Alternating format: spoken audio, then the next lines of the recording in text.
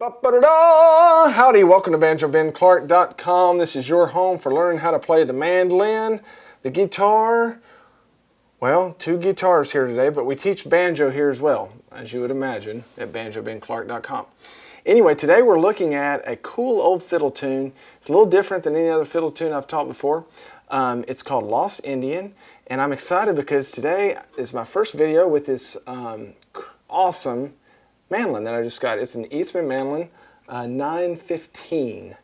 So it's one of their higher end ones, and it's got the varnish. I think you're really going to love how it sounds. It reminds me of like the tone of Chris Thiele's mandolin, which is really cool. I just love that real round, smooth tone. If only I could play like him. Check out this version of Lost Indian.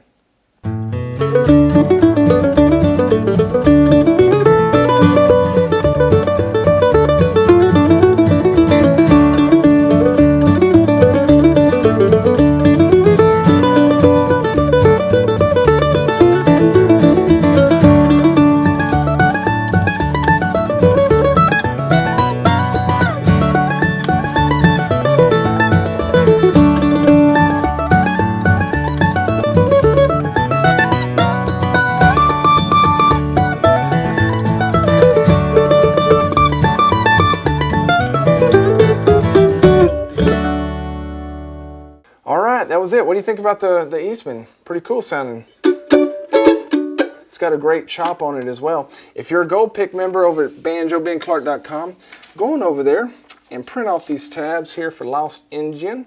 We've got 2 breaks on this one, okay? And I modeled this after an old Kenny Baker recording that I had. He was a great old fiddle player. One of the most famous fiddle players of all time, and I just love his playing, and I love his version of Lost Indian, so I modeled a little bit of this version off of a recording that he had. But we've got a down the neck version, and we've got an up the neck version, which is pretty cool. And we'll learn both of them right here. If you're watching this on YouTube, here in a little while I'll ask you to go over to my website, BanjoBenClark.com, where for just a tiny fee per month, you can join and have access to all these videos and tabs, and I update it each and every week. I have lots of members over there, and they're a happy family, and they'd love to have you come sit down at the picking parlor with them. So let's dive into this first measure of Lost Indian. On this particular fiddle tune, it's in the key of D. This is an old song. Typically, a lot of times we'll have kind of this kickoff, something like that. This time we're not. We're just going to come kind of just right into the melody. We're going to have those 2 little 8th note pickups that you see there in the first measure, leading right into that melody. Now, there are some variations on the melody, and we'll get into kind of an up the neck variation in the second half of this video. But for this basic melody, I've based it off of Kenny Baker's fiddle version to this, okay? So we're going to see some unique things happen here that come from that old style of fiddle playing. Also, I do want to point out that there are some different chords to this song depending on who you listen to. If you listen to Kenny's version, all it does is go to the B minor, and then it goes back to the D. If you listen to Tony Rice and Peter Rowan, those guys do it, they go to the G after the B minor. Then G, D, A, D. I went ahead and went with the chord progression of Kenny's version, but I do want you to know that this solo that we're going to learn here, both of these solos, are going to be good over either one of those chord progressions, so you don't really have to worry about it. But just slowly leading into measure 2, it sounds like this.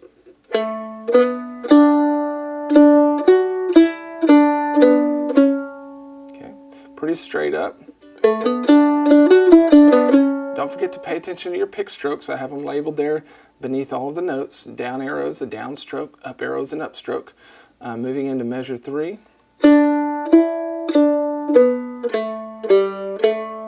Okay, so far we're just kind of walking around this D scale, this D major scale. Don't forget that towards the end of the video, I'll play it all the way through from beginning to end very, very slowly so you can see it all happen together.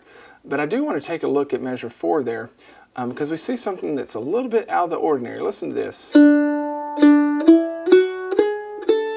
Did something sound out of place to you? It did to me. When I first listened to Kenny's version, something sounded out of place. And And what he does is he plays a G sharp, that 6th fret, and we're in the key of D. Okay? Typically, if you're in the key of D, you would play something like this. That 5th fret. Okay? But he does this several times throughout the song, as we'll see. And it gives it a really, really unique sound. Okay? Essentially, he's playing the key signature of the key of A over the key of D, which is pretty cool. He's throwing a G sharp in there. If you do it slowly, it doesn't sound good. But if you're playing the song up to speed, it just gives it a little bit of that kind of twang. Okay, it almost sounds like just a little accidental there. Measure 5, we get into that B minor chord, and so I have the D string drawn. It's a little double stop. Perhaps in the version that I recorded at the front of the video, I might have played that D string a few more times than just the first beat. And that's okay to do. Sometimes when I play it, I might do that. But for this particular version, at least the way that the tab reads, I just play at the very first beat, which sounds cool. Now measure 6, we get into this little pattern that's pretty cool. So this little part right here, this whole version is not exactly as Kenny did it, but this couple measures are exactly as Kenny did. We're going to start on the 5th fret of the A string, and we're just going to play over and over again. 5th fret, 2nd fret, open. 5th fret, 2nd fret, open. And we do it 4 times. Okay? And that goes right into measure 7. Measure 7 is pretty simple, but we do see a slide for the first time in this song from the 3rd fret to the 4th fret. So measure 7 sounds like this. Good. And then measure 8 is very similar to the stuff we've seen already. Then coming out of measure 9, we're essentially going to repeat this over again, note for note.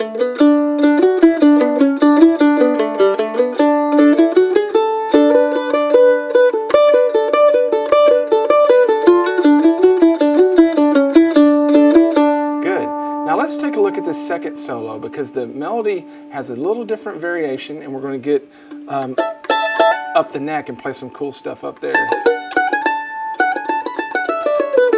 And again, we're going to see some of that G sharp used there, which is really unique.